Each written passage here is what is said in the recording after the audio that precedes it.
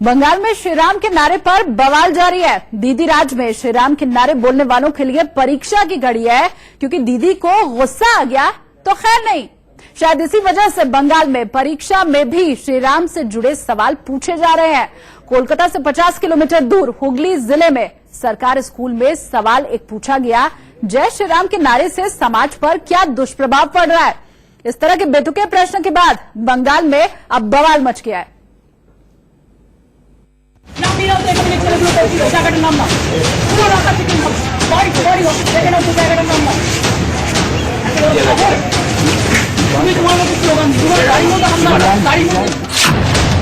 ममता के राज में श्रीराम की परीक्षा।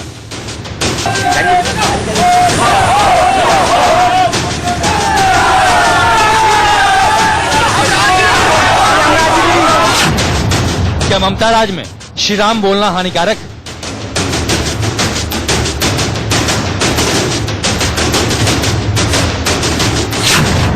जय श्रीराम के नारे पर बवाल जारी।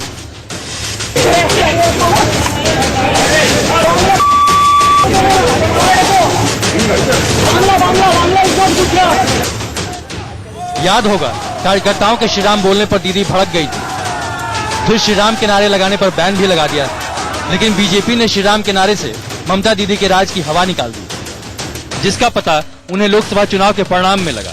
खैर दीदी, उनसे भला कहा किसका मुकाबला, लेकिन उनके राज में लगता है श्रीराम के नाम से कोई बैर है। हम कुछ ऐसा दिखाने जा रहे हैं जिसे देखने के बाद आप भी सोचेंगे, क्या बंगाल में श्रीराम के नारे लगाना हानिकारक? कोलकाता से करीब 50 किलोमीटर दूर हुगली जिला, यहाँ का अकना यूनियन हाई स्कूल। 5 अगस्त को यहाँ बांग्ला का पेपर था और प्रश्न पत्र में 2 विवादित सवाल डाले गए। पहला सवाल, जय श्रीराम के नारे से समाज पर क्या दुष्प्रभाव पड़ रहा है। दूसरा सवाल, कट मनी लौटाने से लोगों को क्या फायदा होगा। 10वीं कक्षा का ये पेपर 5 अगस्त को हुआ था। इसमें छात्रों से कहा गया था कि वे दोनों में से किसी एक टॉपिक पर अखबार के लिए एक रिपोर्ट लिखें। ये टॉपिक थे, जय श्रीराम के नारे बोलने से समाज पर हानिकारक प्रभाव या सरकार के साहसिक कदम, कटे हुए पैसे को वापस करके भ्रष्टाचार को रोकना। इन दोनों सवालों पर बंगाल में बवाल हो गया।